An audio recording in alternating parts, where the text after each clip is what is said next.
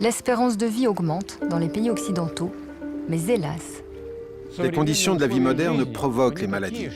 C'est pour ça qu'on a inventé le terme « maladie de civilisation ». diabète, hypertension, obésité, cancer. Le nombre de maladies explose, celui de la consommation de médicaments aussi.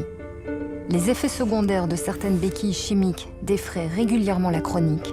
La méfiance s'installe. Si on parle du traitement par médicaments, je peux dire que nous sommes aujourd'hui dans une impasse. Peut-être existe-t-il une autre voie thérapeutique, une méthode ancienne, louée par les religions, longtemps méconnue par la science, le jeûne. Depuis un demi-siècle, en Russie, en Allemagne ou aux États-Unis, des médecins et des biologistes explorent cette piste. Nous voulions savoir si c'était visible en laboratoire, au niveau des hormones. La restriction calorique a un effet.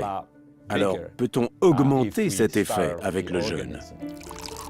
Par quel mécanisme le jeûne agit-il? Pour quelle pathologie est-il efficace? Les résultats sont étonnants, notamment dans le traitement de la maladie du siècle.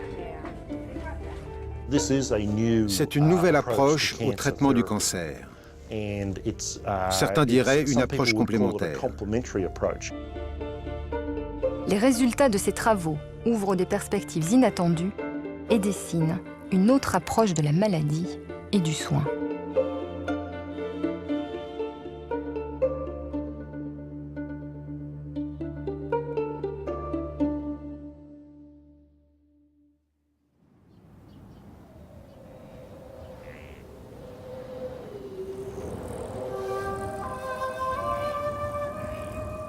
C'est une expérience unique, au cœur de la Russie, dans la plaine sibérienne. Ici, depuis 15 ans, le jeûne est devenu un élément central de la politique de santé publique. Politique qui s'appuie sur 40 années d'études scientifiques, menées en ex-Union soviétique, sur des milliers de malades, et totalement inconnues en Occident. Ces travaux ont donné naissance à une méthode rigoureuse, mise en pratique ici.